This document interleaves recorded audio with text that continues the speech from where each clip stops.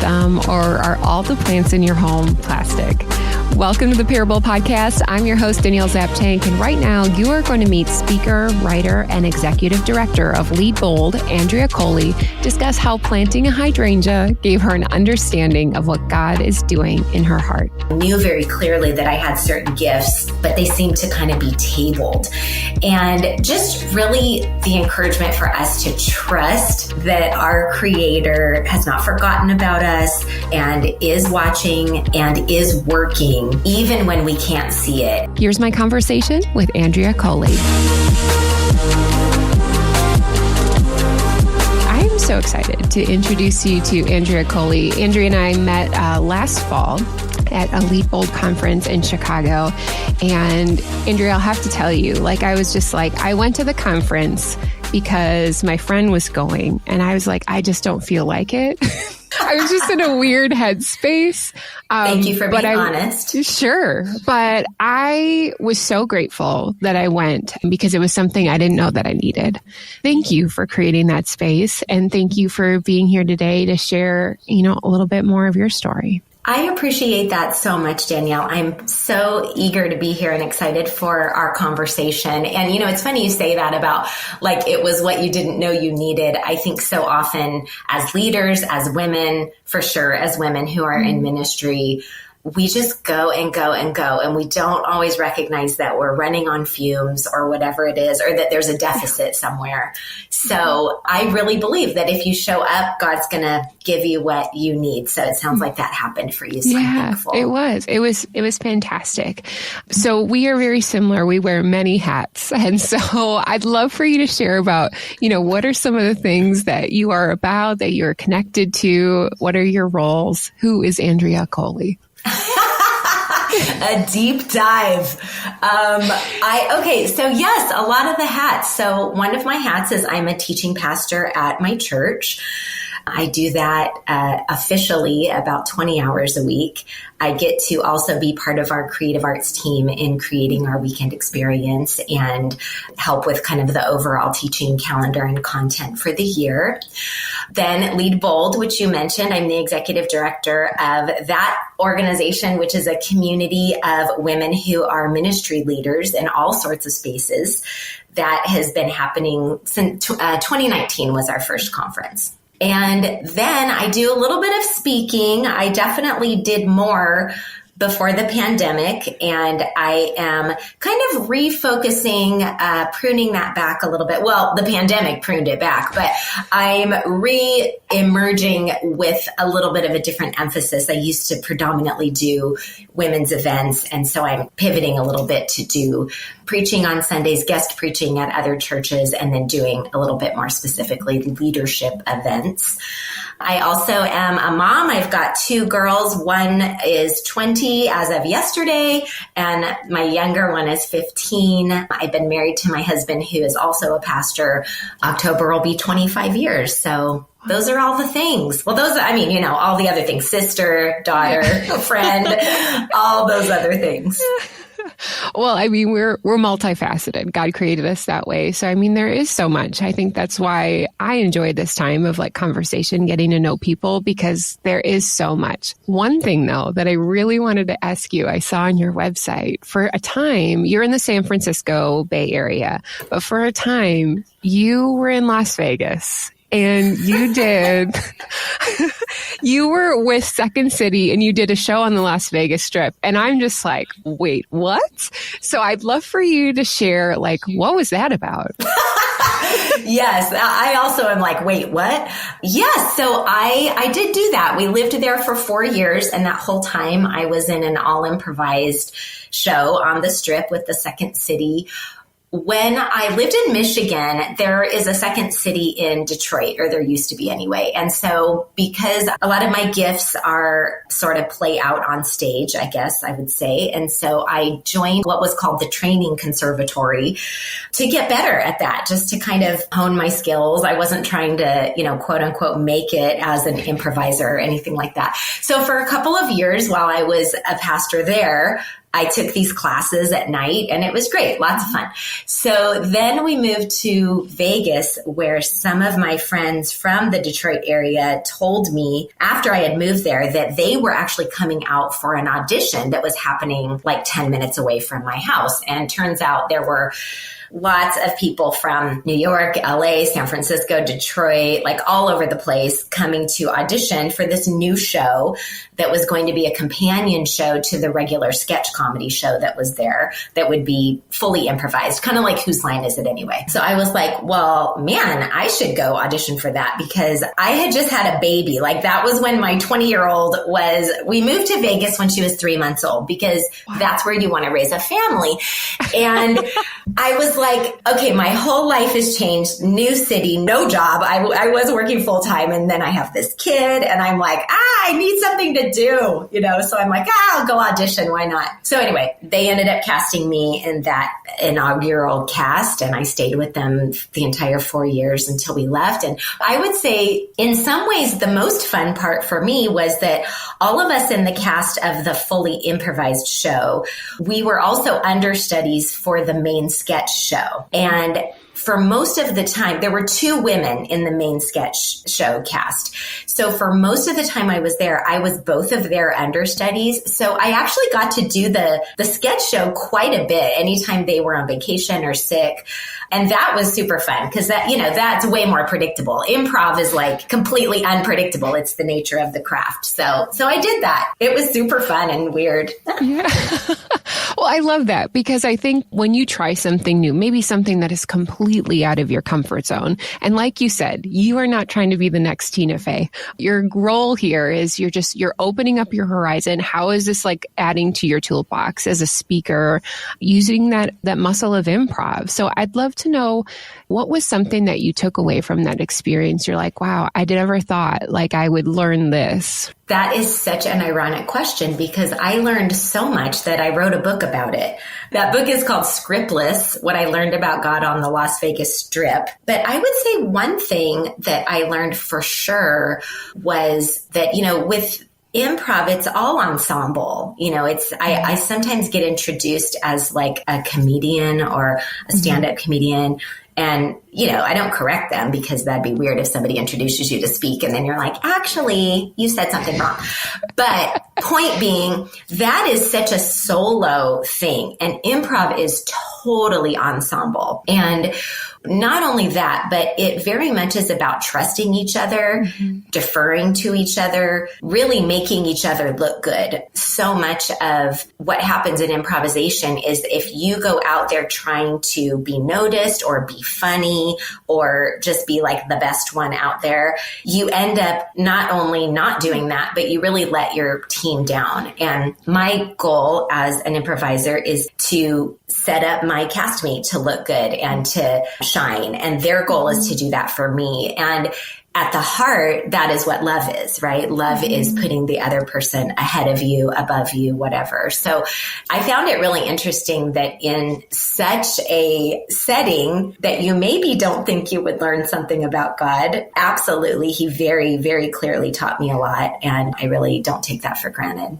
Andrea, you've also gone to seminary. So you have improv, you have seminary. There's so much. I'd love for you to kind of speak into when was it like that God just became more than a name to you? You seem like there's this desire to express yourself, to teach. When did you feel like God called you into what you're doing right now? Like all of us, kind of the journey is long and has kind of moments that are marked. I did not grow up in a home of any kind of faith.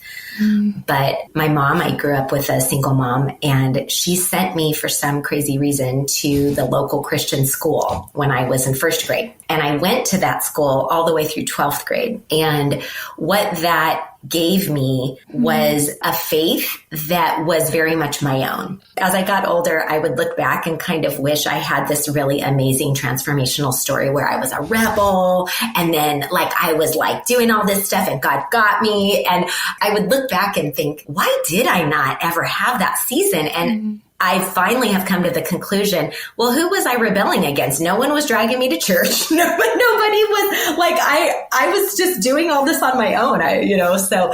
So that really was a great foundation for me. I did grow up in a church that would not affirm me today being a pastor because I'm a woman. So I grew up with some limits on what I could be. And maybe because I didn't see a ton of women in quote unquote professional ministry, I never thought of myself as that. So I went to college and I was planning to go into medicine, but because I believe in the local church and I had always been involved in the local church, and because I am a leader, I got involved in my local church and ultimately and eventually became, one of the main leaders in, at that time, the children's ministry. Because, when you're in college, pretty much that's all you can do is children's ministry or sometimes youth ministry if they let you.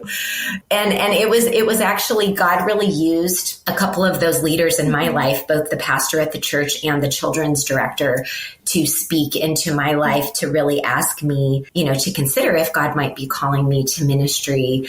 So to your question, God has been very real to me ever since I was a little kid because my faith was very personal and of my own.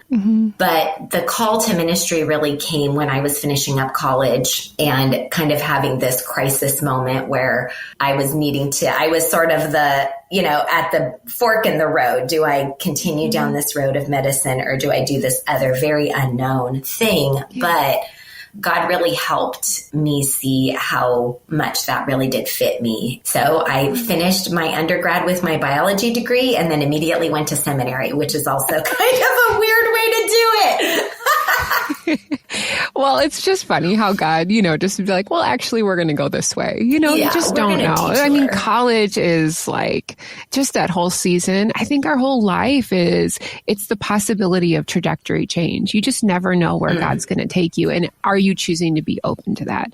You said that you grew up with some limits on being a woman in church. And so I'd like, as a mom of two daughters who are 15 and 20, how did that play into how you raised your girls and where, you saw yourself in ministry when you found a church home? By the time I was in my early 20s, my theology that I had grown up with was shifting. Going to seminary had a big part to do with that. Actually, meeting who's now my husband had a big part to do with that, who grew up in a different setting and kind of challenged me to some of my own theology. So by the time I had kids, and then they happened to be girls, I very much was confident in that God had called me to the kind of leadership that I was doing. We came to the church that we're at now when my older daughter was 4 and I was pregnant with my younger daughter. So for all intents and purposes, they have grown up in a setting where they're seeing women leading in all the ways, pastors,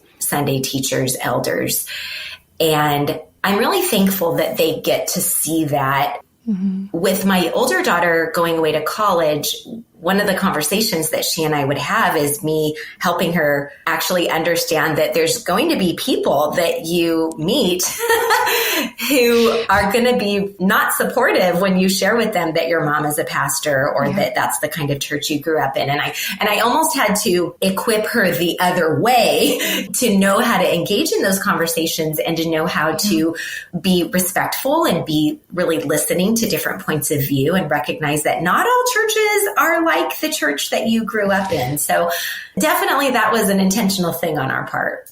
I was in the process of recording some stuff for our upcoming church birthday, and I had both of our kids there. So we have a 13-year-old daughter and a 10-year-old son, and asking them some questions like they have never not known church. They've never not known women in ministry, like sharing from stage. And so, we always have to have those conversations. Now in the throes of middle school, not everybody does attend church. Not everyone believes the same. And how are we able to have these conversations and just kind of like our perspective of the world is shifting. So I guess that's why I love stories, is that we get to have these experiences and conversations where it doesn't necessarily mean that we always have to agree on the same thing, but it just helps me better understand the world. So with that, Andrea, I'd love for you to share one of your parable stories with us today. Well, I've been thinking for a while now what parable I wanted to share. And as much as I really wanted to get away from this one that I will share, it just kept resurfacing. And so I'm thinking, okay, this is what God wants me to talk about, so I'm going to do it. So I do not have a green thumb at all. I love to look at beautiful yards and flowers and trees, and I appreciate all of that. And I want to be good at it, but I definitely am not. When we moved into our home that we're currently in, which was about 14, 15 years ago, we had to totally tear out the backyard because it was literally like a death trap. It was very scary. And we had 2 little kids. And because we had no money, we did it all ourselves. And also because we had no money, our landscape plan pretty much went like this. On a weekend, we would go to Home Depot and we would see what plants were on sale. And those would be the ones we would buy. And then we'd put them in our yard, maybe in a place that was good for them, maybe not. We didn't know what we were doing. And so we kind of cobbled together this backyard. Well, there was one plant that I very much really wanted to have in my yard, and that is a hydrangea. So we got the hydrangea, and, you know, I did spend a little time in the Midwest, and you guys have beautiful hydrangeas there. And so I was like, okay, we have to have this in our yard. But like I said, I'm not really good with plants or taking care of them. So we plant this hydrangea. Come winter, it's totally dead. It's brown, it sticks, there's nothing happening. And because I don't know anything about plants, I thought, this thing's dead. I've killed my dream of having a hydrangea in my yard. So now I will go out there and I will dig it up and I'll throw it away and I'll put something else there. So I go out there with my shovel and I kind of get under the root. And as the thing starts to come up out of the ground and tip away from me, I get a really close look at what I think are these dead brown stalks. And I see all these little tiny buds on the what look like dead stalks. And I freeze right then. And I think, wait a minute, this thing's not dead. This thing must just go dormant in the winter. Now I realized it was not that long ago. There was Google. Like I definitely could have Googled this and learned more about the plants. But again, I have no interest. I don't have time. So I think I literally looked around my yard, like as if there's randos in my yard. I look around like, did anyone see me just try to throw away this plant that obviously is doing just what it's supposed to be doing in the winter? So I just take the shovel out and let it tip back into the hole, pat the dirt, say a little blessing over it that I didn't just kill it. And I just wait, I wait out the spring and see what happens. And of course, what happened was that it did grow and it bloomed and it's still in my yard. And that really taught me a lot that I'm very eager to share with you all my takeaways that I learned from trying to prematurely get rid of my hydrangea plant. Well, that's hilarious because I also had a gifted hydrangea plant for my birthday and I thought it was so beautiful. And I'm not like the best waterer. I have things to do. And so it is very specific. Like it's very finicky plant. And so I did Google it. So I'm like, okay, I'm going to water it so well. And we went away for spring break and I knew when I came back, it was probably going to be dead. And sure enough, it was, but I tried so hard to bring that thing back to life. Yeah. I have since Googled all the things about like the different pH that it's supposed to have and if you want the flowers to be this color, that color. And I don't do any of it. I'm just like, you know what? It's going to be what it's going to be. And actually, that is my first takeaway. My first takeaway is that my hydrangea is fine. It's growing. It has flowers. Sometimes they're a pretty color. I mean, it's great. But down the street, I have a neighbor that has this huge one in her front yard. So 2 things with that. One is definitely comparison can kill your ability to appreciate what you have. Because I do love my hydrangea plant, but when I take too much time to look at hers, it makes me not like mine as much, right? It's not as full. It's not as vibrant. So I think as leaders, as women often, we so often are so outward focused and looking at other people and what they're doing and what they have going on. And it can really take away the joy and the fulfillment that we have in what we're doing. So that is one part. And then the other piece of that is, and this is a lesson that I think it's been working in me for a long time now, having been in ministry for so long. Sometimes good enough is good enough. Like my hydrangea plant is not going to win any gardening awards.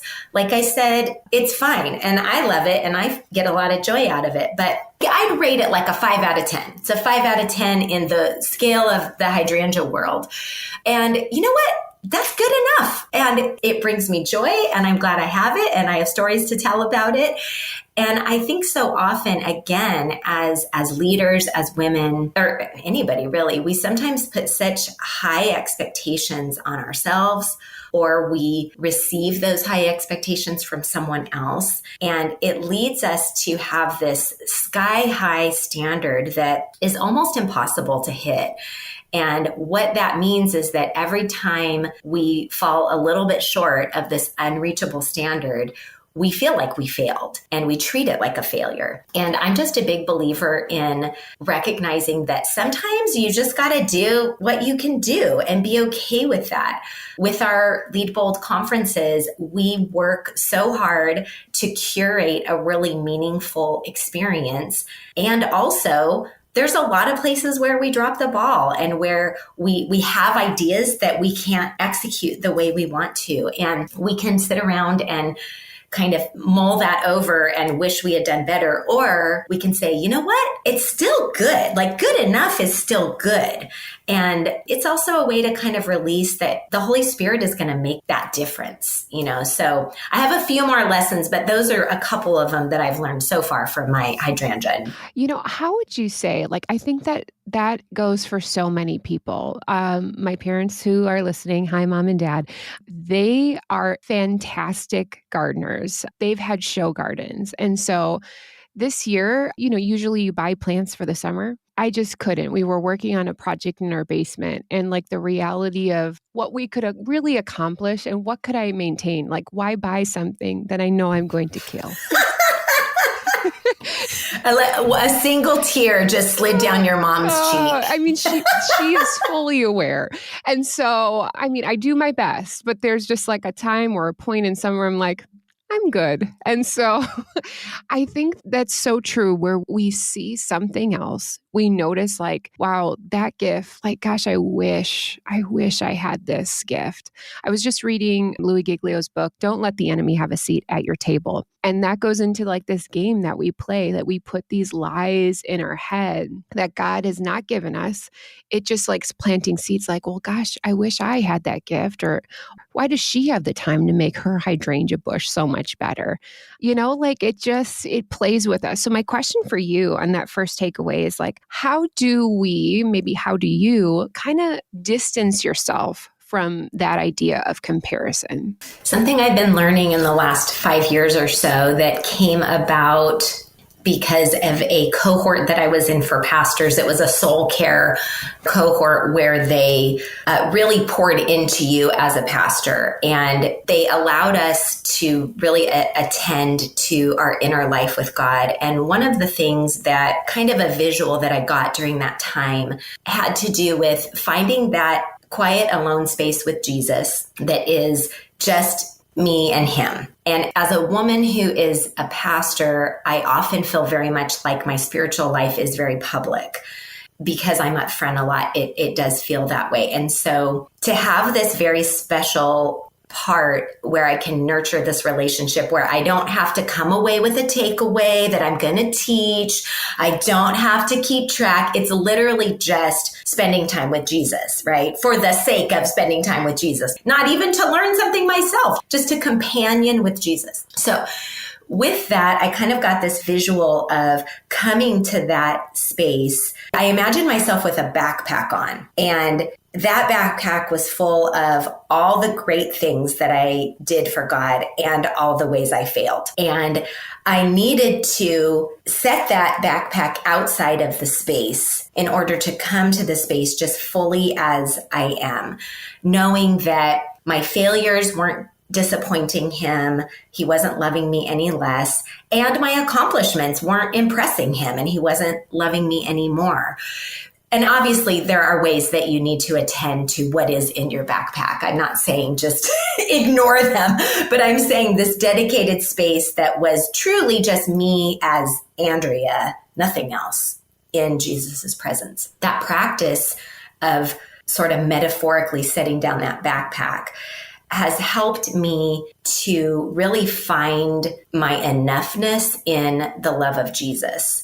In that same cohort, they talked about this sort of cycle that we go through that is where you feel like you are enough and you feel like God can sustain you. And then you want to respond to that, respond out of love. And that's kind of where the fruit comes from. And it's kind of this cycle. And that is the appropriate, healthy way for it to go. But so often we go through it backwards, where we try to have the fruit and we try to show God how much we love him so that we will feel like we can be sustained and so that we will be accepted by him. And it's a subtle shift. But I think if somebody who's listening right now is having difficulty separating out what they do and comparing it to what someone else does, I think the very first thing to do is set all of that aside and find ways to practice being in Jesus's presence just as yourself, and knowing that if you never did another thing for God, it would not change your standing with him. And I think we just have to come back to that beautiful place of acceptance through grace alone. Amen. I think that's so true. My friend Cheryl recently had knee surgery, and during that time, she just felt God telling her, and she's amazing. She does so many awesome things. She is a superhero. And God just shared in the moment of when she's trying to heal from her knee, if I took everything away, would just be my daughter be enough? And she's like, no. Because that's just our humanness. And it is so hard to rest in that feeling like we have to be productive or we have to measure up in some way. So I think that is a great reminder, Andrea. And I love how you're just taking these little things, which are so big, things that we just work through every day in our life, whether we are leading in some way or not. We all struggle with these ideas of comparison. So yeah, I'd love to know, what's number 2 for you? Yes. So number 2 goes back to that moment where I saw what I thought was a dead plant and I got a glimpse of a little bit of potential. And to me, I think so often in our lives, whether that's in ministry or in our family life or, our leadership, our careers, whatever, we often feel like God is not doing anything, that, something is dead or it's not growing the way we want, or it's not morphing in the timing that we want. And it's hard to really believe that something can be working even if we don't see it. I love that song. I think it's Waymaker. Is that the song? And it's got that bridge that says I know you're working even if I don't see you're working. That's not the lyric. I'm not a songwriter, but you know what I mean. And that's just the other takeaway. I think especially, I know not all of your listeners are women, so I don't mean to keep referring to that, but I think often the women that I talk to, for mothers, their season of when they have often felt like they can come into their own and really be released to really look to what God is calling them to do, it often gets delayed because of being a mom. When you have little kids, there's certain sacrifices that you have to make. So I know that is true of my own life too. And I would often be so disappointed that the timing was not what I wanted, or I knew very clearly that I had certain gifts, but they seemed to kind of be tabled. And just really the encouragement for us to trust that our Creator has not forgotten about us and is watching and is working, even when we can't see it. And we all have had times where in hindsight, we look back and then we get it. And then we're like, oh yeah, if that had happened then, whatever, I wouldn't have been ready, or it would have totally been different, or whatever. And so I just, for those listening, if you are in a season where you feel like you're waiting, and the waiting can often feel like nothing is happening, but I would just encourage you to grab onto the belief that something is happening, even if you can't see it. Yeah, it's in those dormant periods where, again, we can get attacked in our lives or what the enemy is trying to tell us. But I was just reading something about vines, even when vines are not producing, like hydrangeas, if we're not producing flowers, it's still a vine. Just because we're not producing something doesn't mean that God isn't using it, or he's using this moment to restore us or utilize, there's so many different moments that would need to happen. I mean, we see that in the Bible. God used so many things in order for Jesus to come to earth that had to be in place. So I think, that is a great reminder for us to be aware that God is using every moment, and it is not for waste. So good, Andrea. Yeah, I appreciate that. I have one more. Okay, yeah. So when you were talking about your hydrangea being dead, I do resonate with that because we have some pretty hot summers here. We're a little bit east of San Francisco, so it gets pretty hot here. And so many days in the summer, I would come home and this poor hydrangea would just be a wilted, sad situation. So I would go fill up a bucket or watering can, whatever, just full of water, and I would just dump it on it. And the craziest thing would happen, an hour later, I would look back there and it was good. It was full. It wasn't wilty anymore. And it knew what to do. When the right thing that it needed came at the right time, it worked. And as I think about that and just kind of the parallel learning in our lives, I think so often we get depleted and we get tired out. Like I was saying to you, sometimes we don't even know how depleted we are. But if we can find restoration at the right time, if we can be intentional about that, it does work. If there is a way to put ourselves in a place where we can be refreshed, where we can receive what God has for us, when we are intentional about that, it does work, no matter how much we feel like we are fallow or deflated or not in our prime or not vibrant or any of that. And it is a big part of why we do the Lead Bold conference, because these women who come are leaders who are constantly pouring out and getting depleted. And our hope is to pour into them. So just across the board, I do believe that when we are intentional about refueling ourselves and refreshing ourselves and letting God attend to us as a person, it does work and it really changes everything. Andrea, I'd love for you to kind of speak into what was the moment or the need really that you're like, this needs to happen. Of all the things you could have done, how did Lead Bold come to be? It really started with a conversation, specifically a conversation with two friends of mine who were also in pastoral work and myself. We were in a parking lot at the end of a women's conference. And it was one of those where, the bags are in the car, the doors are open, and then you sit there and talk for 45 minutes. It was one of those. And we just began to, having experienced this women's conference that had about 500 women, we began to just imagine, what would it be if all of those women were ministry leaders? How powerful would it be to be in a room together with women who, while you may not know their name or their story, while their ministry might look so different than yours, you get them on some level. There is a commonality and a mutuality and an understanding just because of being women who are in ministry. that little seed of a conversation began us dialoguing and dreaming and partnering with my church here, who was very supportive of, women in leadership and wanted to very tangibly support what we were thinking of. That we ultimately, after many months, felt like, I think what we need to do is get them all in the room together. So that's where the idea of the conference came about. When the pandemic happened and we had to pivot to online, we did that like everybody else did. But the following year, when here in California, we were available to meet, we still had to be outside a lot, but our campus is such that we can accommodate that. But we had to really have a conversation and a decision on our team about, so are we going to live stream this? Are we going to have it be digital, online? Are we going to not have that? What are we going to do?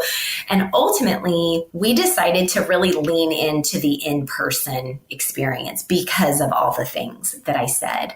And that really helped us launch this other idea that was, well, if we really believe in doing it in person, then we need to make this accessible to more people because not everyone can or will come out to the Bay Area. And that's when some of the talking and dreaming started about what if we were in Chicagoland? What could that look like? I had a couple of contacts out your way. And you know what happened there. So yeah, that the idea, I think the big dream is that we would have a few other locations where we can have kind of the one day experience. And then of course, if somebody's like, oh, I can't get enough of this, I want to come out to the full 2-day experience, then it's not that hard to hop on a flight and come out to the Bay Area. Well, I think it's kind of interesting. So, you talked about gardening, but I really believe like what I see happening for Lead Bold and the conference is that we struggle with comparison. Like this is a place for collaboration. This is a place for all women to say like, we see each other and we want to just encourage each other in whatever place God has placed you in. And also just to let people know that there's potential. I remember talking to this one girl last year and she's like, well, I'm just an administrative assistant. She's like, I just don't know why I'm here. And I just remember taking the time in the breakout session to say like, this is what we see in you. And I've just met you like 15 minutes ago.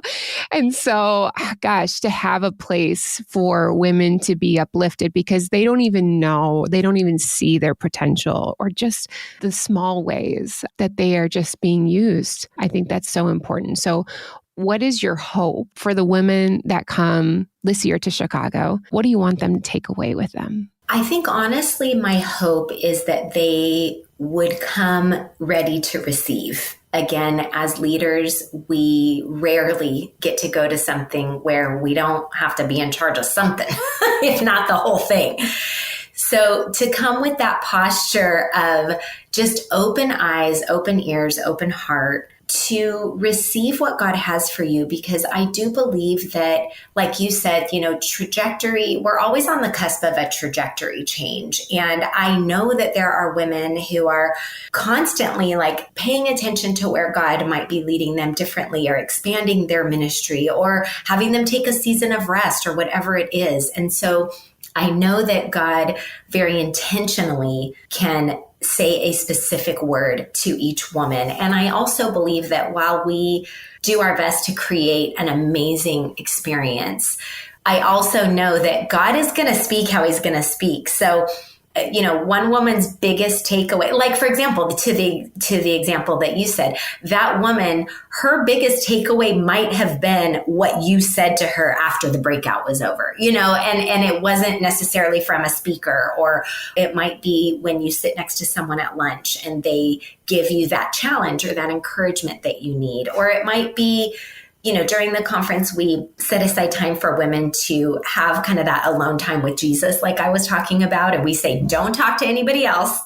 Just go and be with Jesus. And that might be where things really solidify in what you need to keep going with what God is doing in your ministry and in your life. So I would really just ask women to be open and available. And that all starts with your calendar. Looking at your calendar, there's no way that you're going to be able to go to this on October 27th without shuffling around some things. We all know that is true. So being willing to make the investment to make yourself available for what God's going to have for you that day. So that's really what my heart is. I'm totally confident God's going to speak. I mean, that's not even about us. That's just stopping and listening. Well, Andrea, thank you so much for sharing your parable with us today. And it's applicable to everyone. I mean, we all fall into those moments where we have these questions and thoughts, and we wonder, like, am I good enough? Can I make this hydrangea live? And sometimes that's okay if it doesn't.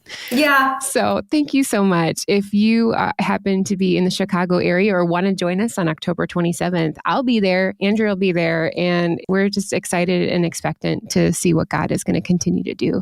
So Andrea, if people want to get connected or learn more about Lead Bold, how can they do that? You can find all the information on our website, which is leadingbold.org. And our tickets for Chicago are up, and we would love to have you join us. And we'll also have some information there. We're going to be launching a cohort for women who are ministry leaders. So lots of ways to just be supported and to step into this community that you might not know you needed. All right. Well, thank you so much, Andrea. Thanks, Danielle. It was great to talk with you today. I hope you enjoyed that conversation with Andrea as much as I did. She is just a fantastic speaker. I love her personality and just really her heart for ministry. To connect with Andrea or learn more about the Lead Bold conference coming up in Chicago this October, simply visit daniellezapchenk.com for details. And here are 2 reflection questions from our time with Andrea. Number 1, what are some comparisons that maybe keep coming up in your job, your relationships, finances, etc., that God is trying to prune out of your life? Number 2, how could God be using this dormant season of your life for rebuilding, regrowth, or maybe restoration? One easy way you can support the Parable Podcast is simply by sharing this with a friend. If you could pass that along today, that really helps people find out about these amazing parable stories. Thank you to my technical producer of a husband, Eric, for his top-notch editing skills. That is going to do it for today. I'm grateful that you took the time to spend it with me. Remember, your parable showcases how God is continuing to bloom areas of your life. We'll see you back again next week on the Parable Podcast.